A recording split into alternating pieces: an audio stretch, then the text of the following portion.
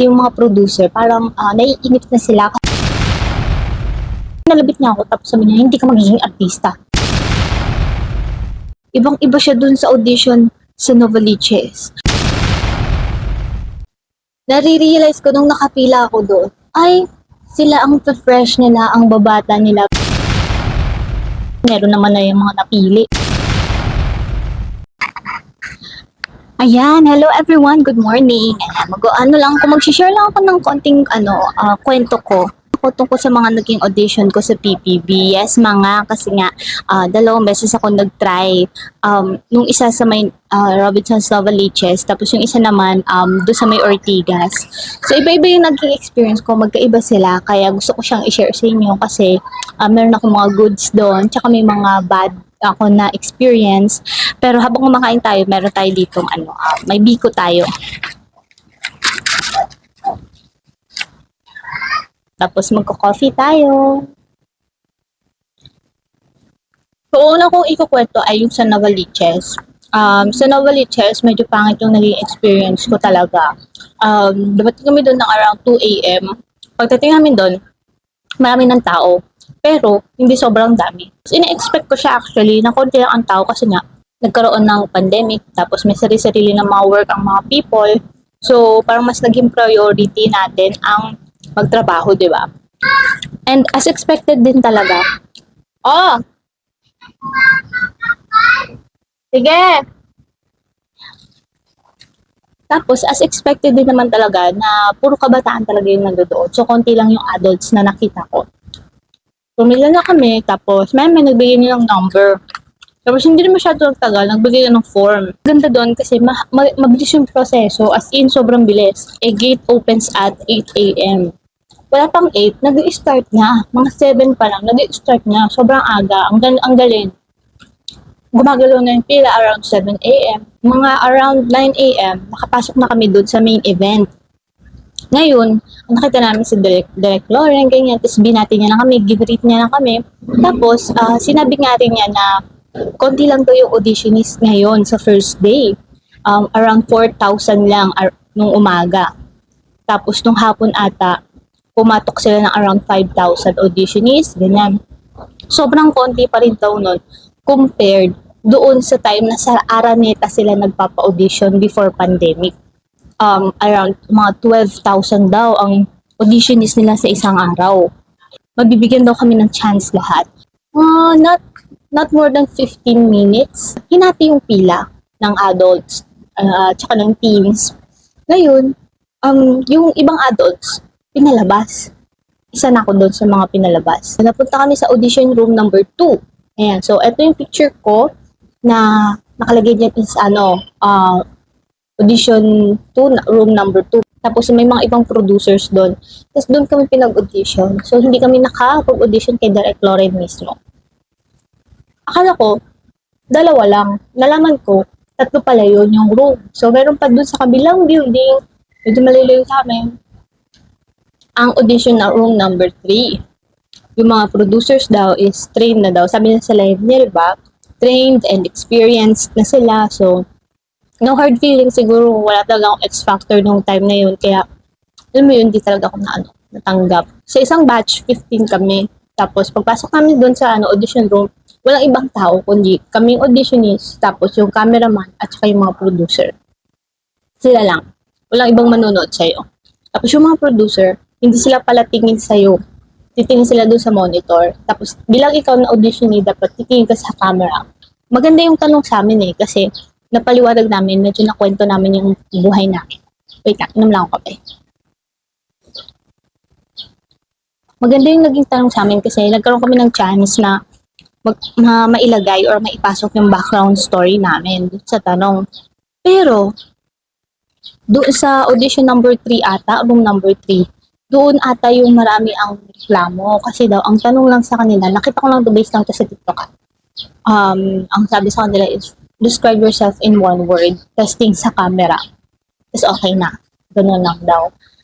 Pagpapaliwanag naman ni Direk Lauren, dun sa live niya, sobrang swerte pa daw ng generation na to, ng batch na to. Kasi daw, season 1 and season 2 ng PBB, ang gagawin lang nila, magpapasok sila ng 100 auditionists Tapos iikot lang si direct, tititigan ka lang niya. Hindi ka magsasalita, hindi ka magpapakilala, tititigan ka lang niya.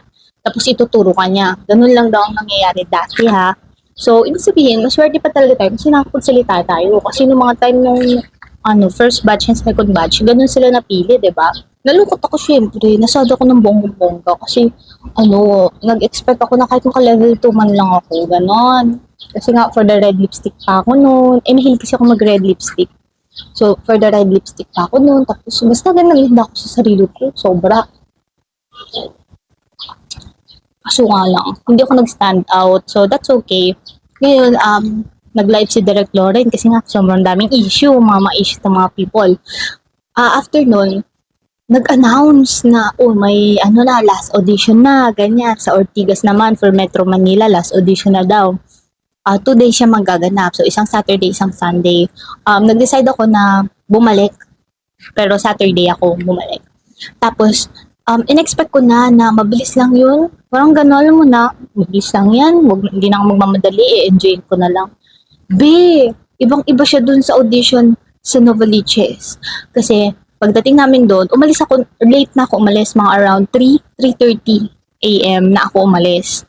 Kasi ang sabi ko, hindi naman ako makikipag-unahan doon. I-enjoyin ko lang. Nakarating mo doon mga around 4:30. Nag-fill up ng form, ganun ulit, registration, ganyan. Tapos, ito pa, ang bongga, ang syala, kasi ang pila namin, ang waiting room namin, is sa loob ng sinihan. Diba? Ang syala, aircon, ganyan. Talagang may stay fresh mo yung mga auditionees. Talagang di mo na kailangan mag-retouch kasi hindi ka talaga papawisan.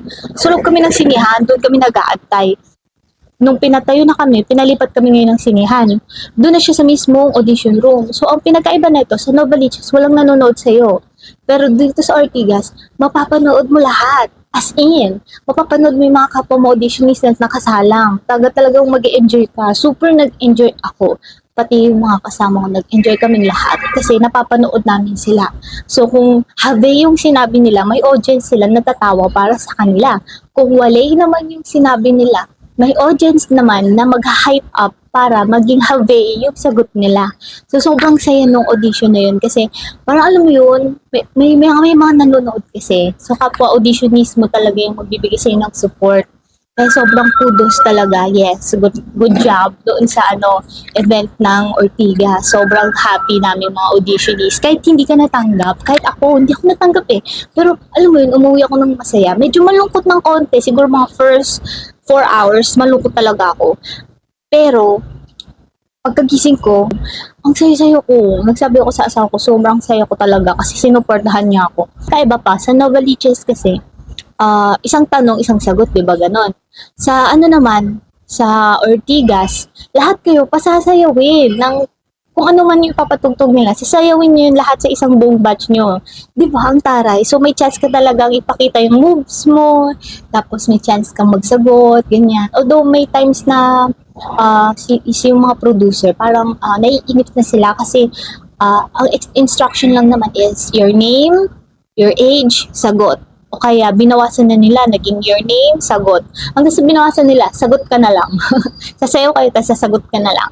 O na yung name, yung age, para mabilis. Kasi yung iba, talagang kinukwento nila yung buong talang buhay nila. Hindi naman kasama yun sa instructions. Kaya nga nasa paper siya eh. May paper kasi doon na fill upan mo. Doon mo ilalagay yung highlights ng life mo. Babasahin nila yon. Pero, hindi mo kailangan sabihin yun during the audition. Yan. Kasi ang gusto nila makita doon is yung star factor mo. Yan. Ito nga pala yung clip ko nung sumasayaw kami. Kasi alam mo, hindi ko talaga kabisado yung pantropi ko. Tsaka yung salamin.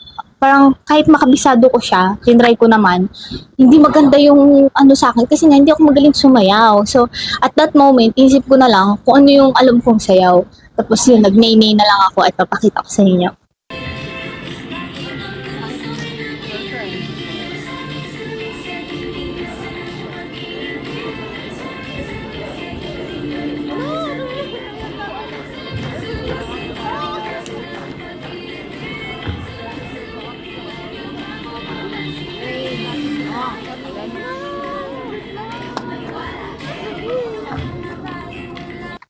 O, di ba nakakaloka, napaninay talaga ako doon. Tapos, hina-hype up ako nung mga audition. Napansin niyo, narinig yung may nagka-clap kasi, oy, oy, gumagano sila. Kasi nga, for the hype talaga ang doon, mga auditionees. Tapos, alam niyo, may nakilala ko doon, kung napapanood mo man to, uy, be, add mo naman ako, kaloka ka. Hindi ko pa nakuha yung contact niya. Dalawang beses kami nakita, isa sa Novaliches, tapos di ko nakuha yung contact niya, tsaka nung mga friend niya. Tapos, nung nasa Ortigas, habang nandun ako, nakasalang ako, nakita ko nasa harapan ko siya, di pa nakaway-kaway ako, gano'n-gano'n ako. Nawala sa isip mo, nakaharap ko pala yung producer. Pero alam mo kasi, sobrang saya talaga. Doon sa mga nagsasabi na, ay, naku, sinusugarcoat niyo lang yan, sasabihin niyo masaya, pero ang totoo, nahirapan naman kayo, napagod lang kayo, pinagod niyo yung sarili niyo, niloko niyo lang sarili niyo, kasi meron naman na yung mga napili. Parang ego na lang nila yan, kasi nga, nabash niyo sila doon sa una. Pero gano'n, alam nyo, yung mga nagsasabi ng gano'n, malulungkot ang buhay nila. Kasi kahit naman sabihin natin, oh sige, may napili na sila, tapos pride na lang pinapairan nila kaya nagpa-audition sila ulit sa Metro Manila. So what? Nag-enjoy kami, be. Kami ng mga nagpunta doon, nagkaroon ng friends, na-share namin yung mga talent namin sa pag-coating sayaw-sayaw, ganyan. Masaya kami. Ang importante doon, at the end of the day, hindi ka nagsisi. Kasi life is short, di ba? Alam mo ba, may kukwento ko sa inyo. Nung bata ako, high school ata ako noon, nag-grocery kami. Merong isang bata, lumapit sa akin, out of the blue. Sinabi niya, kinalabit niya ako, tapos sabi niya, hindi ka magiging artista. Tapos lumakbo siya. So, nung time na yun, parang sabi ko, hindi pala ha. Siyempre bata din ako. Nainis ako doon sa mas bata sa akin. Siguro mga 5 years old yun. Tapos ako nasa 14, ganyan. Sakto, kaka-interview lang sa akin noon ng TV5. Na-interview kasi ako sa TV5 nung nandun kami sa Circle ata yun. Na-interview ako noon. So, ako naman, akala ko maging artista na ako, ganyan-ganyan. May program yun, Patalastas. Bigla na lang ako na-interview for, Patalastas, commercial. Sabi, anong ginagawa mo sa bahay kapag walang pasok? Di, sinagot ko naman, ganyan. Tapos, ilang years din, di ba, nag-college na ako, pinapalabas pa rin pala yun sa TV5. So, may mga iba kong doon na nakikilala ko, ganyan. Mga ka-work ko dati sa McDo, nakikita nila ako doon. Tapos ikaw pala yun, ganon. So ako naman inisip ko, ay, shucks, mag-artista ako. Wala akong kemi doon sa batang nagsabi hindi ako magiging artista. Pero feeling ko hindi talaga ako for the artista. Baka wala talaga ako artista factor. Yun, ang moral lesson sa kwento kong ito ay, try and try until you're satisfied. Life is short. Kung hindi ka man makapasok, kung hindi mo magwagi yung iyong mga pangarap or plano sa buhay, that's okay. Because, pwede kang mag-try ng iba pang bagay. It's going to be hard, it's going to be sad, but at least, hindi ka magre-regret ng kahit ano. Kasi ako hindi naman ako bumabata, no? Ilang taong na ako. Nung nakapilang ako doon, ang tingin nila sa akin, like, 17 lang daw ako, 18. Kasi sayo ko, di ba, for the kilig ako. Pero ang reality, wala na ako doon. Malayo na ako sa edad na yun. So, nare-realize ko nung nakapila ako doon, ay, sila ang fresh nila, ang babata nila. Yung anak ko, balang araw, kung gusto niyang mag-artista, gusto niyang maging dancer, gusto niyang maging singer, gusto niyang maging boxer, kahit ano pa yan, okay lang, hanggat bata siya, susuportahan ko siya. Hindi ko uunahin yung mga drama ko sa buhay, focus ako sa gusto ng anak ko, kasi ayoko yung pag nasa ganitong edad na siya kagaya ko, alam mo yun, magsisisi siya, bakit dinisimulan ng mas maaga. Anyways, kung bago lang kayo dito, please like this video, subscribe, tapos huwag niyong kakalimutan i-comment ang inyong mga katanungan. Kasi baka mga hindi pa ako na-cover dito sa vlog na to. I-comment niyo lang para para masagot ko siya for the next video. Bye!